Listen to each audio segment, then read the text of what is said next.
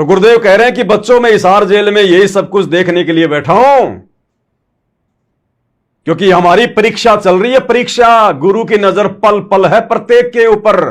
इस परीक्षा के समय में कौन क्या डिसीजन लेगा, मेरे सतलोक जाने के बाद कौन कैसी भक्ति करेगा, परमात्मा प्रत्यक्ष देख रहा है, प्रत्यक्ष। दास ने जेल जाने की लीला यह देखने के लिए की है कि मेरे सतलोक जाने के पश्चात संगत वाले इस अनमोल मिशन को कैसे चलाएंगे। अब तो दास संसार में है, जो भी त्रुटि अनुयायी करेंगे उनको समझाकर सीधे मार्ग पर ले आऊंगा। क्लियर कर दिया गुरुदेव ने कि दास ने जेल जाने की लीला यही देखने के लिए की है कि मेरे सतलोक जाने के बाद इस मिशन को ये लोग कैसे चलाएंगे। और इन्होंने अच्छे से गुरुजी को दिखा दिया कि गुरुजी हम तो मिट्टी में मिला सकते हैं, नरक में लेकर जा सकते हैं आपके मिशन को, आगे बढ़ाना हमारे बस की बात नहीं है। तो भाई और बहनों, ये परीक्षा का ही समय चल रहा है और आत्माएं अपने विकेट पर विकेट गिराती जा रही हैं, जो आंख बंद करके इन आश्रम वालों के ऊपर अंधविश्वास करके सारे काम कर रही हैं, ना कि अपने गुरुदेव के ज्ञान को आधार बनाकर। तो भाई और बहनों, वीडियो थोड़ा लंबा बनेगा, क्योंकि जब तक भूमिका ना बने तब तक आगे का वीडियो समझ में नहीं आता है। अब हमारा वीडियो शुरू होगा ज्ञान आधार से।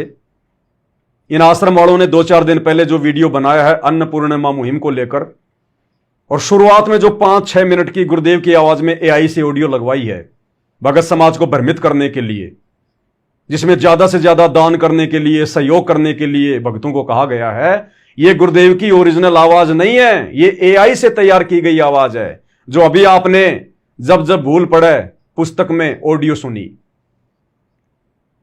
तो लगभग ये 15-16 मिनट का आगे का वीडियो है, जिसके ऊपर हम विश्लेषण करेंगे। उस 5 मिनट की एआई से तैयार की गई सतगुरु रामपाल जी की आवाज वाली ऑडियो को समझने के लिए कम से कम हमने 1.5 से 2 घंटे और लगेंगे अभी।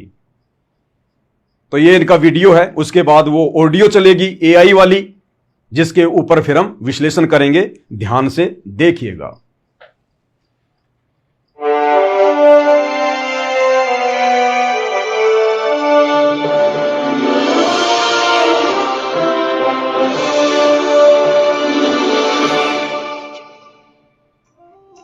नमस्कार दर्शकों, यह वीडियो समर्पित है कलयुग में सतयुग की शुरुआत के लिए, जिसके लिए जगत के तारणहार तत्वदर्शी संत रामपाल जी महाराज दिन रात प्रयासरत हैं।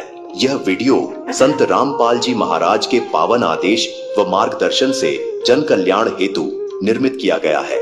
इसमें दर्शाया गया है कि किस प्रकार इस कलयुग की घोर अंधकारमय स्थिति में भी सतयुग जैसी पवित्र और करुणामयी व्यवस्था की नींव डाली जा रही है। सुनिएगा ऑडियो ध्यान से। साहेब कबीर दंडवतम गोविंद गुरु बंधु अविगन सोए, पहले भय पर नाम तंद नमो जो आगे ओम। ये ऑडियो एआई से तैयार की गई है, ओरिजिनल नहीं है, लेकिन आप धोखा खा जाएंगे, आपको बिल्कुल ओरिजिनल लगेगी। यही तो काल का षड्यंत्र है, शैतान का षड्यंत्र है। और जब दास ने इसको पूरा सुना, जो 5-6 मिनट की है, तो परमात्मा ने दास को सद्बुद्धि दी और गुरुजी के ज्ञान विरुद्ध कोई 20 पॉइंट हैं, 20 पॉइंट गुरुदेव के स्वयं के मुख कमल की ऑडियो में कोई माई का लाल, चाहे वो ऑडियो 5 घंटे की क्यों ना है, कोई एक माइनस पॉइंट नहीं निकाल सकता। और ये 5 मिनट की एआई से तैयार की गई ऑडियो इन मैनेजमेंट वालों के द्वारा, इसमें कोई 20 पॉइंट हैं जो गुरुजी के ज्ञान और भक्ति विधान के खिलाफ हैं। आज आप और हम उन्हीं पे चर्चा करेंगे धीरे धीरे। परमात्मा कबीर जी की प्यारी संगत को, विश्व की सारी संगत को दास रामपाल दास का शुभ आशीर्वाद है।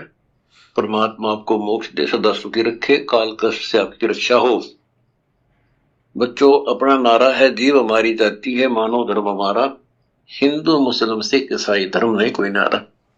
सब प्राणी एक परमात्मा कबीर जी के बच्चे हैं, परम अक्षर ब्रह्म के, उसी को सतपुरुष कहते हैं। इसलिए अपनी जाति जीव है, हम मानव हैं, इसलिए हमारा धर्म मानवता है। पशुओं का धर्म पशुता है, मानव का धर्म मानवता है सभी जीव। तो हमारा धर्म मानव होने के नाते मानवता है। सर्व धर्मों के अनुयायी सभी जाति के व्यक्ति परमात्मा के बच्चे हैं, अपने भाई बहन हैं। हम तत्व ज्ञान के अभाव से अलग अलग समझते रहे। मानव धर्म का पालन करते हुए हम सब ने दूसरों के दुख में दुखी होना है, दूसरों का दुख अपना ही मानना है। संत गरीबदास जी की सूक्ष्म वेद की वाणी है, जो अपने सो और कह एक कह पीड़ पछाड़, भूखों भोजन देते हैं वो पहुंचेंगे परवान। जो अपने सु और के एक के पीड़ पिछान और भूखिया भोजन देत है वो पहुंचेंगे परवान। बिल्कुल सत्य बात है। हमने दूसरों के दुखों में दुखी होना चाहिए, ये बिल्कुल सत्य है भाई और बहनों। लेकिन आप और हम शास्त्र अनुकूल भक्ति कर रहे हैं। आप और हमारा मिशन दुनिया से हटके है, हमें मोक्ष प्राप्त करना है। इसलिए हम सबसे पहले अपनी भक्ति बचाएंगे और अपनी मर्यादा बचाएंगे। अगर हम सक्षम हैं और यदि हमारे गुरुदेव के विधान में है तो ही हम सामने वाले की मदद करेंगे, हेल्प करेंगे, वो भी यदि हम चाहें तो, वरना हम बाध्य नहीं हैं। हम किसी दूसरे की मदद करने के लिए, उसकी हेल्प करने के लिए बाध्य नहीं है, क्योंकि ये जेल है। हर व्यक्ति यहां अपना कर्म भोग रहा है। और अगर आपने मदद भी करनी, हेल्प भी करनी है, तो अपनी मर्यादा बचा के, अपनी भक्ति बचा के। गुरुदेव ने हमें यह ज्ञान देने के साथ साथ में यह भी बताया कि हमने राजा जनक जैसी गलती नहीं करनी, जिसने जोश में होश खोकर, भावनाओं में बहकर अपनी भक्ति और मर्यादाओं का ध्यान नहीं रखा और 12 करोड़ आत्माएं जो नरक में कष्ट भोग रही थी, उनको अपने आधे पुण्य दान कर दिए। तो हम भगत भाई बहनों ने उस सत्संग से यह शिक्षा लेनी है जो गुरुदेव ने सुनाया और बताया कि बच्चों, किसी की मदद करना बहुत अच्छी बात है, लेकिन वो मदद किस काम की जो तुम्हारी भक्ति बर्बाद कर दे, तुम्हारा धर्म कर्म नष्ट कर दे, तुम्हारी मर्यादा तुड़वा दे। तो हम भगत भाई बहन इस भक्ति मार्ग में, कलयुग की बिचली पीढ़ी में, जहां हर तरफ काल का जाल फैला हुआ है, हम किसी की मदद करने के लिए बाध्य नहीं है। जिसका जैसा संस्कार है परमात्मा समय आने पर उसको देगा। हम उससे ज्यादा देने वाले नहीं हैं। ठेकेदार हम नहीं है, ठेकेदार परमात्मा है। तो हमने इन चीजों को भी साथ में लेना है।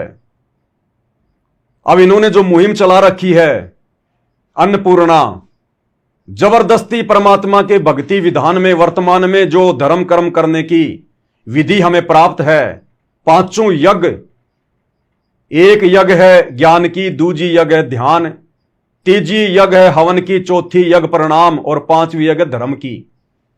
तो धर्म कैसे करना है? सुपात्र को दान करना है। जा जाके किसी को खिलाना नहीं, पिलाना नहीं, जा जाकर किसी के मकान नहीं बनवाने, किसी को भी सूखा राशन नहीं देना, चाहे कोई कितना ही यारा प्यारा क्यों ना हो जो अनुपदेशी है।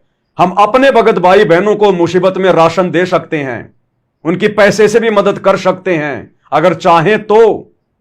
लेकिन जगत वाले जो अनुपदेशी हैं, वो चाहे कितना ही गरीब है, कितना ही निर्धन है, अगर आपके दरवाजे पर आता है आप उसको खाना खिलवा सकते हो, आप उसको सूखा राशन नहीं दे सकते। वो उसको बेचकर ना जाने क्या दुरुपयोग कर बैठे। आप उसको बिना सिलाए कपड़े भी नहीं दे सकते, यहां तक आदेश है गुरुदेव का। बिना सिलाए कपड़े भी नहीं दे सकते। अगर आपने उसको कपड़े भी देने हैं उचित समझें तो या तो अपने पहने हुए कपड़े दो, या फिर आप उसको कपड़े सिलाकर दे सकते हो, वो भी जब वो मांगे। ना कि किसी को नंगा देखकर तुमने कपड़े सिलाए और उसको दे दिए, वो भी व्यर्थ का धर्म हो जाएगा, गुरु वचन टूटेगा। तो जब गुरुदेव ने यहां तक आदेश दे दिया कि हमने उसको कपड़े भी बिना सिले नहीं देने, तो हम उसको कच्चा राशन कैसे दे सकते हैं? हम उसको तेल, आटा, दाल, चावल, चीनी हम कैसे दे सकते हैं? क्या गारंटी है कि वो उसको नहीं बेचेगा? उसको बेचकर वो शराब नहीं पिएगा, वो गुटखा नहीं खाएगा, बीड़ी नहीं पिएगा? क्या गारंटी है? यहां गारंटी तो किसी की है ही नहीं। परमेश्वर के अलावा तो भगत अपनी छाया पे भी अंधविश्वास नहीं कर सकता। तो ये परमात्मा के विधान के खिलाफ हो रहा है सारा। ये गुरुदेव ने कहा ना, मैं हिसार जेल में बैठकर यही देख रहा हूं कि तुम मेरे मिशन को कैसे चलाओगे, मेरे अनुसार बताई गई विधि से धर्म कर्म करोगे या मनमाना आचरण करोगे। तो वही तो देख रहे परमात्मा। और ये छोटा सा एक ये गुरुदेव भगवान का सत्संग 2 मिनट का, हमें परमात्मा इसमें यही बता रहे हैं कि किसको क्या देना है, किसको क्या नहीं देना। और एक बहुत बड़ा पॉइंट जो गुरुदेव भगवान ने दिया इस सत्संग में, कि अगर आपने चिड़िया को दाने डालने हैं, किसी कुत्ते को रोटी खिलानी है, तो अगर आपके दरवाजे पर कोई कुत्ता आ जाए तो ही आपने उसको रोटी डालनी है। आपने घर से निकलकर कुत्तों को रोटियां नहीं खिलानी। घर से बना बना के आपने कुत्तों को रोटियां नहीं खिला के आनी, वरना गुरुजी की मर्यादाओं के विरुद्ध हो जाएगा वो धर्म। अगर कुत्ता भी दरवाजे पर आता है तो ही, गाय भी दरवाजे पर आती है और रोटी है तो दे दो। आपने जा जा के नहीं खिलानी। फिर ये जा जा के राशन क्यों दिया जा रहा है? जब गुरुदेव ने जानवरों को भी जा जाकर खिलाने और पिलाने से मना किया है, तो इन इंसानों को क्यों खिलाया जा रहा है, क्यों पिलाया जा रहा है? इंसान तो फिर भी सक्षम होता है। इंसान तो किसी से मांग भी सकता है, मेहनत मजदूरी भी कर सकता है। इंसान के तो रिश्तेदार भी होते हैं। ये जा जाके लोगों के मकान क्यों बनाए जा रहे हैं? भाई और बहनों, ये भक्ति मार्ग है। तत्व भेद एक न्यारा रे साधो भाई, तत्व भेद एक न्यारा, समझेगा कोई गुरुमुख प्यारा। तो जानवरों को भी परमात्मा ने जा जाकर खिलाने से मना किया है। क्या कह रहे हैं गुरुदेव भगवान, ध्यान से सुनिएगा। अगर आप परोपकार करना चाहते हैं, आपके दिल में दया है प्राणियों के प्रति, तो मानव शरीरधारी प्राणी को मनुष्य जीवन प्राप्त करवा दे। बुरा वो भी नहीं है जैसे एक पक्षी है, अपने घर पर दाने डाल दो, कुत्ता आता है रोटी डाल दो, अपने ही घर पे डालो, कहीं विशेष स्थानों पर मत भटको। क्या कह रहे हैं गुरुदेव? अगर आप धर्म कर्म भी करना चाहते हैं तो कहते हैं अगर कोई कुत्ता आपके घर पे आ जाए तो उसको रोटी डाल दो। किसी विशेष स्थानों पर मत भटको उनको रोटी खिलाने के लिए। यानी जा जाके हमने जबरदस्ती ये दान धर्म नहीं करना। कितनी गहरी बात कही है गुरुदेव भगवान ने। एक बार फिर से सुन लीजिए क्या कह रहे हैं परमात्मा। वो भी नहीं है जैसे एक पक्षी है, अपने घर पर दाने डाल दो, कुत्ता आता है रोटी डाल दो, अपने ही घर पे डालो, कहीं विशेष स्थानों पर मत भटको। ये व्यर्थ है। ये व्यर्थ है। व्यर्थ यानी गुरुदेव के विधान के खिलाफ है। ये आदेश हो गया गुरुदेव भगवान का। भाई जो गुरु वचन पे डट गए, कट गए फंद 84 के। तो बताओ, गुरुदेव के ज्ञान आधार से गुरुदेव खुद अपने मुख कमल से बोल रहे हैं। सत्संग जो यथार्थ हैं, जो सत्य हैं, जो एआई से तैयार नहीं है, 2014 से पहले जो गुरुदेव ने किए, हमें जो धर्म कर्म समझाया, हम इन बातों पर यकीन नहीं कर रहे। और वर्तमान में जो नकली ऑडियो एआई से बनाई जा रही हैं, कुछ भी उनमें बका जा रहा है, उन बातों पर संगत आंख बंद करके विश्वास कर रही है। तो देख रहे हैं परमात्मा हिसार जेल में बैठकर। इसलिए हम सत्सेवक आप लोगों को समझाते हैं, वीडियो बनाते हैं। अन्यथा हमारी खोपड़ी में कोई खुजली थोड़ी चल रही है, हम अपना समय बर्बाद करेंगे। स्पष्ट कर दिया गुरुदेव ने, जा जाकर नहीं खिलाना जानवरों को भी। फिर इंसानों के मकान क्यों बनाए जा रहे हैं भाई? इंसान के पास तो 100 रास्ते होते हैं अपनी भूख मिटाने के, जानवर के पास नहीं होते। अभी आदेश क्या है गुरुदेव का और किया क्या जा रहा है, इसलिए हम सत्सेवक वीडियो बना के आप लोगों को समझा रहे हैं। आगे क्या कह रहे हैं गुरुदेव भगवान, सुनिएगा ध्यान से।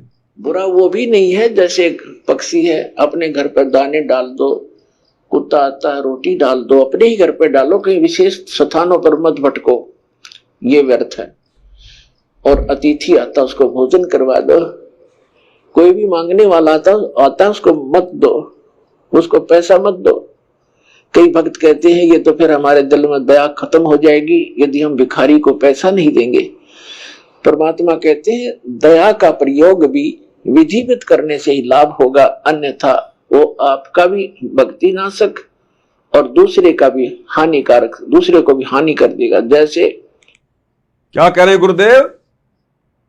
गुरुदेव कह रहे हैं कि दया का इस्तेमाल भी विधिवत तरीके से करोगे तो ही लाभ होगा, नहीं तो तुम्हारे भी कर्म फूटेंगे और जो लोग तुम्हें सहयोग कर रहे हैं वो धर्म करने के लिए, उनके भी कर्म फूटेंगे।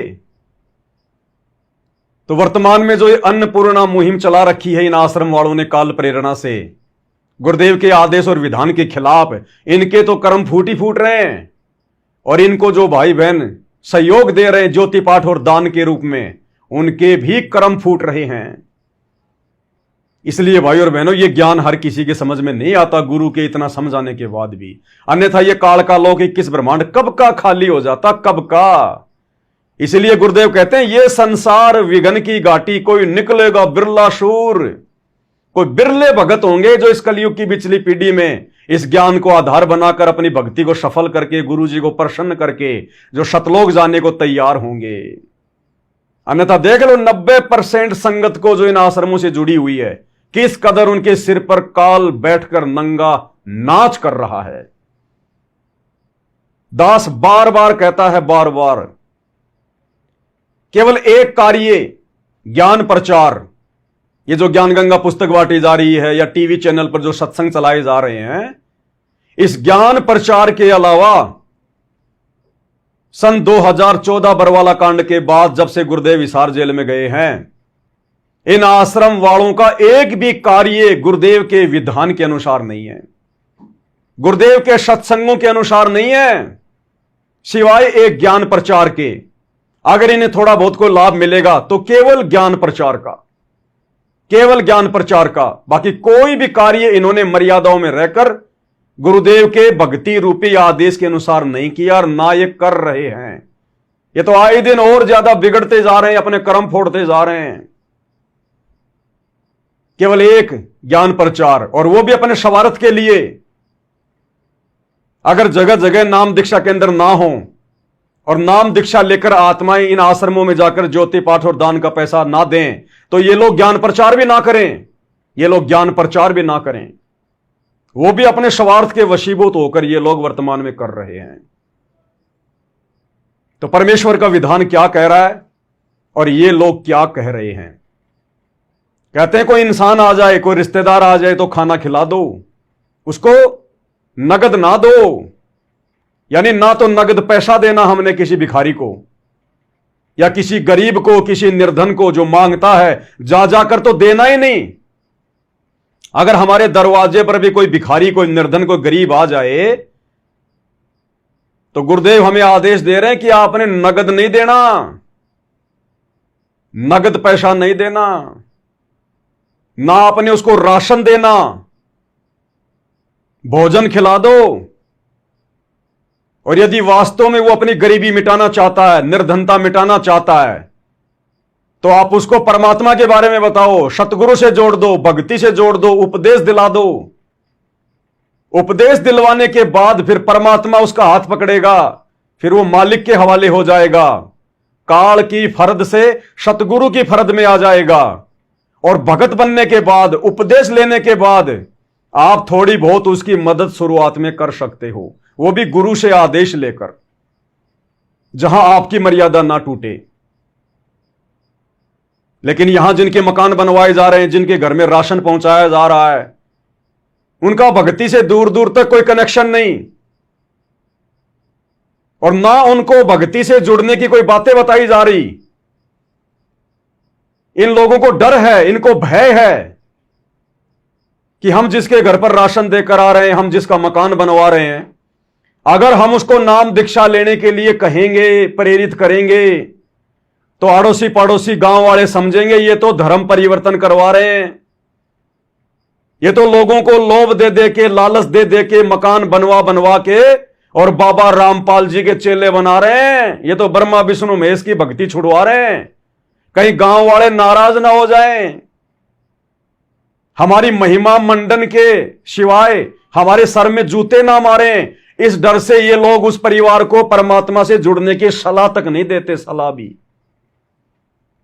तो काल पूरी तरह से ठग रहा है, पूरी तरह से। आगे क्या कह रहे हैं गुरुदेव भगवान? एक धनी व्यक्ति ने दया भाव से एक भिखारी को 100 रुपये दे दिए। अब वो भिखारी पहले प्रतिदिन एक पौवा पिया करता और घर में पी कर शराब तो झगड़ा ही करवाती है और कौन सा रामायण बचेगा वो। तो उस दिन उसने आधा पिया, आधा बोतल शराब पी गया, घर जाकर लड़ाई कर दी, घरवाली और बच्चे खूब पीट दिए। वह उसकी पत्नी लेकर बच्चों को कुएं में गिर गई, सारे मर गए। अब उसके दान करने वाले दयालु ने उस भिखारी का कुनबा गानी करवा दी। तो ये दया भी खराब है, ऐसी दया नहीं करनी चाहिए। भिखारी को भूख रोटी खिला दे, अगर भिखारी रोटी खा ले भाई। कपड़ा नहीं है तो कपड़ा सिलवा दे उसको, बिना सिलाया नहीं दो, जाते बेचेगा। और क्या कह रहे हैं गुरुदेव? भिखारी है, आ भाई भिखारी खाना खा ले, रोटी खा ले, नगद पैसा नहीं देना, सूखा राशन नहीं देना। अगर उसके पास में कपड़ा नहीं है और मांगता है तो अपना पहना हुआ कपड़ा दे दे, या कोई सिला कर दे दे कोई कपड़ा। बिना सिला कपड़ा भी नहीं देना गुरुदेव कह रहे हैं। तो बिना पका हुआ भोजन कैसे दे देंगे? बिना पका हुआ राशन कैसे दे देंगे? जब बिना सिला हुआ कपड़ा भी देने से गुरुदेव मना कर रहे हैं। अन्यथा उस कपड़े को किसी भी दुकान पर जाकर औने पौने पैसों में बेचकर फिर शराब पिएगा, नशा करेगा, जो मर्जी करेगा, तुम्हारे कर्म फूटेंगे दान देने वाले के। इतनी सावधानी बता रहे हैं गुरुदेव भगवान। अब बताओ, आप लोग जिनके मकान बनवा रहे हो, जिनके घरों में आप राशन दे के आ रहे हो, क्या गारंटी है कि वो उस राशन को नहीं बेचेगा? क्या गारंटी है? तुम दे ही नहीं सकते गारंटी। क्या गारंटी है तुम जिनका मकान बनवा रहे हो वो आदमी शराब नहीं पीता होगा, या शराब नहीं पिएगा, उसी मकान में पिएगा? कल को उसका रिश्तेदार आएगा, उसी मकान में बैठ के शराब पिएगा, हुक्का पिएगा, बीड़ी पिएगा, सिगरेट पिएगा। तो क्या बनवा के दिया तुमने? भक्तों के कर्म फुड़वाने के लिए वो क्लब हाउस बनवा दिए तुमने। आज से पहले भी तो वो आदमी रह रहा था, अपना गुजारा चला रहा था, वो तुमसे भीख मांगने नहीं आया। जिनका तुम लोग मकान बना रहे हो, राशन दे रहे हो, तुम्हारे आश्रमों में रोते रोते नहीं आए, तुमसे भीख मांगने नहीं आए। तुम लोग जबरदस्ती जा जाकर सर्च कर रहे हो, गरीब कौन है, निर्धन कौन है, भिखारी कौन है। टोटल गुरुजी के नियम के खिलाफ है। तुम जा जाकर लोगों को देख रहे हो, पूछ रहे हो गरीब कौन है, भिखारी कौन है। उन्होंने तुम्हारे आगे हाथ नहीं फैलाए, तुम्हारे आगे प्रार्थना नहीं लगाई कि संत रामपाल जी के भक्तों हमारा मकान बनवा दो, हमें राशन दे दो। उनका गुजारा चलना रहा था, उनके रिश्तेदार भी हैं, वो जिस गांव में रहते हैं गांव वाले भी हैं, आड़ोसी पड़ोसी भी हैं। अरे हिंदुस्तान में हिंदुस्तान में अभी इतनी हमदर्दी तो है। लोगों की आत्मा, उनका जमीर इतना नहीं मरा कि पड़ोसी भूखा मर रहा है तो पड़ोसी के गले के नीचे रोटियां नीचे उतर जाएंगी। लोग मदद करते हैं, और वो भी हरियाणा जैसा राज्य जहां पर मानवता शेष है। और तुम जबरदस्ती जाके उनको गरीब बना के, भिखारी बना के, अगर वो भिखारी ना दिखाई दे तो ब्लैक एंड व्हाइट वीडियो बना के उनके रोते हुए के वीडियो बना लेते हो। अरे भैया, आप किसी की मदद करोगे फ्री में तो आपके गुण तो गाएगा। ये मकान जो तुम बना रहे हो ना, ऐसे मकान राम रहीम ने तुम लोगों से पहले लोगों के हजारों बनवा दिए, हजारों। तुम लोगों ने तो अब शुरू किया ये मनमाना आचरण। राम रहीम ने हजारों लोगों के मकान बनवाए जो तुम तो बनवा भी नहीं सकते। तो ये मकान अगर कोई दूसरा संत बनवा देता तो वो भाई ऐसे रोता किसी भी गरीब की तुम मदद कर दोगे, आंखों से आंसू आ जाएंगे। आवश्यकता से ज्यादा मदद करोगे, आंसू आ जाएंगे। वो तुम्हारे गुण गाएगा, तुम्हारे गुण गाएगा वो। तो ये तो कोई बड़ी बात नहीं है। इन चीजों से तुम दिखाना क्या चाहते हो? केवल काल प्रेरणा से संगत को भ्रमित करना चाहते हो कि देखो जी, हम जो कर रहे हैं बहुत अच्छा कर रहे हैं, आप लोगों ने ज्यादा से ज्यादा सहयोग करना चाहिए, आश्रमों में ज्यादा से ज्यादा दान करना चाहिए, ज्योति पाठ करवाना चाहिए, और ऊपर से गुरुजी की आवाज में एआई की नकली ऑडियो लगा देते हो। खुद के कर्म फोड़ रहे हो, दूसरों के फोड़वा रहे हो। तो गुरुदेव कह रहे हैं फिर वो क्या करेगा? गुट्टी लगावेगा, नशा करेगा। अब क्या गारंटी है जो मकान तुम बनवा रहे हो उन मकानों में बैठकर वो शराब नहीं पिएगा? वो कौन सा भगत है भाई? उसकी कौन सी नियम और मर्यादा है? तुम कौन सा 24 घंटे उसके घर के आगे एक सिक्योरिटी गार्ड के रूप में खड़े रहोगे?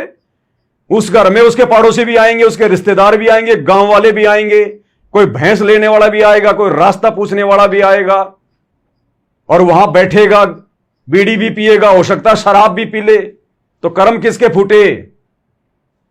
तुम भक्तों के कर्म फूटे, जो आश्रम वाले मनमाना आचरण कर रहे हैं, और संगत वाले आंख बंद करके उनके मनमाने आचरण में गुरुजी के द्वारा बताई गई धर्म करने की विधि के विपरीत जो धर्म कर्म करने में इनका सहयोग कर रहे हैं, उनके कर्म फूटे। यही तो परीक्षा चल रही है।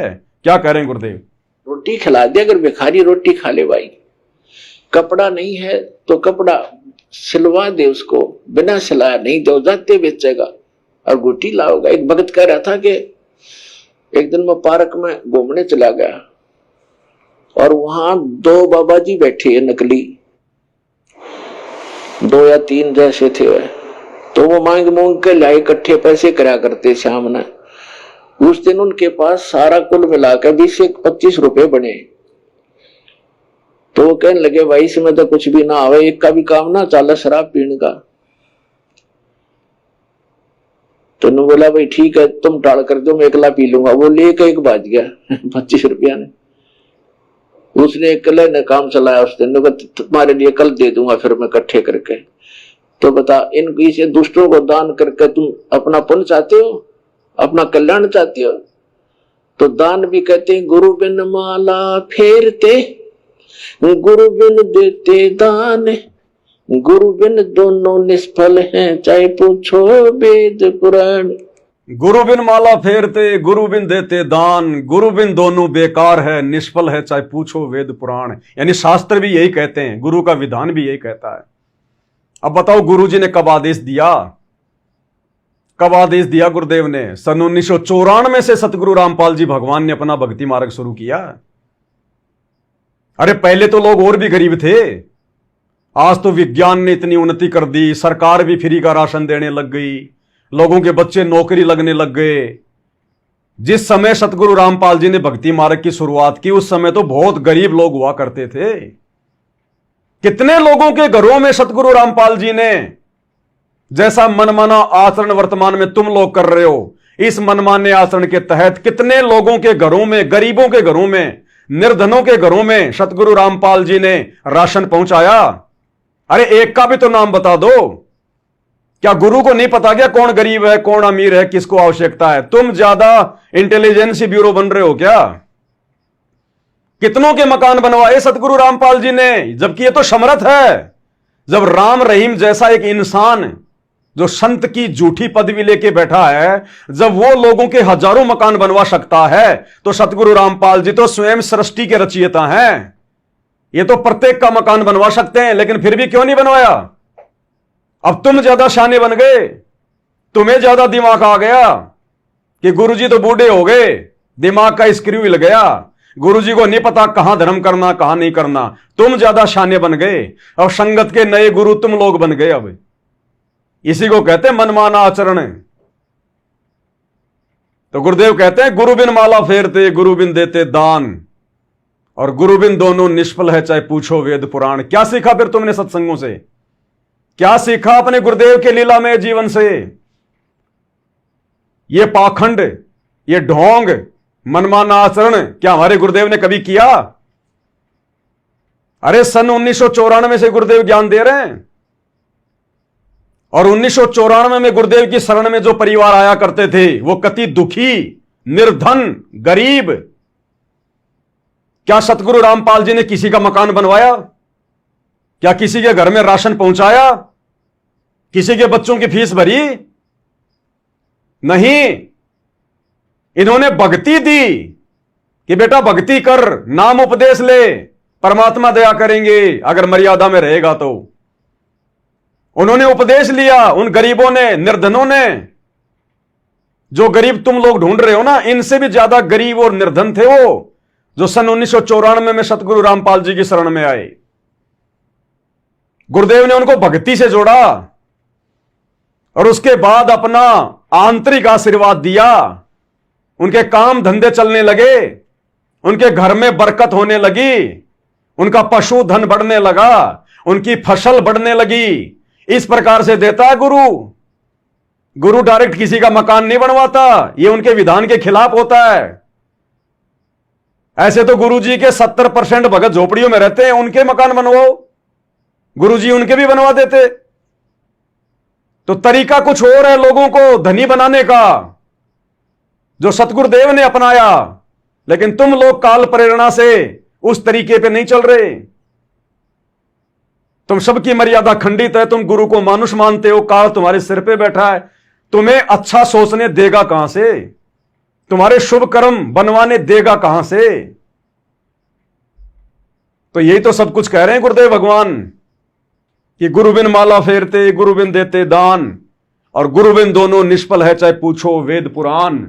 फेरते गुरु बिन देते दान, गुरु बिन दोनों निष्फल हैं चाहे पूछो वेद पुराण। तो गुरु के अतिरिक्त दिया हुआ आपका दान भी व्यर्थ ही रहेगा। तो गुरु के अतिरिक्त दिया गया दान भी आपका व्यर्थ ही रहेगा। अब बताओ संगत किसको दे रही है? अपने गुरु भाइयों को, ना कि गुरु को। और गुरु के विधान के खिलाफ है कि गुरु बिन माला फेरते, गुरु बिन देते दान, गुरु बिन दोनों निष्फल है चाहे पूछो वेद पुराण। तो संगत तो अपने गुरु जी के विधान के विपरीत अपने गुरु भाइयों को इन आश्रमों में अंधे होकर जो दान दे रहे हैं, ज्योति पाठ दे रहे हैं, संगत तो यहां अपने नियम तोड़ रही है। गुरु को ना देकर इन कुपात्रों को दे रही है। और फिर ये कुपात्र, ये आश्रम वाले, ये गुरु जी का परिवार, ये कोऑर्डिनेटर, फिर ये कमेटियां बना बना के, और गुरु जी को ना देके फिर ये जगत में जा जाके दे रहे हैं। गुरु जी के विधान के खिलाफ जा जाकर ढूंढ ढूंढ कर लोगों के मकान बना रहे हैं, लोगों को राशन दे रहे हैं, वीडियो बनाने के लिए, दिखाने के लिए कि हम कितने बड़े दानी हैं, मान बढ़ाई के लिए। टोटल गुरुदेव के विधान के खिलाफ है। अब समझ में आ रहा होगा काल कहां है। काल सो रहा है या अपना कार्य कर रहा है। यह सूक्ष्म रूप में लड़ाई चल रही है दोनों शक्तियों के बीच में, काल और दयाल के बीच में। दयाल यानी सतगुरु रामपाल जी, कबीर भगवान अपना कार्य सात संगतियों के माध्यम से कर रहे हैं, और यह काल अपना कार्य कुप्रेरणा के माध्यम से, इन आश्रम वालों के माध्यम से कर रहे हैं। यह चल रही है सूक्ष्म लड़ाई। यह है वो कलयुग की पिछली पीढ़ी का महाभारत, जिससे दुनिया अभी अपरिचित है। 2028 के बाद दुनिया देखा करेगी इन वीडियो को मर्यादाओं के लिए।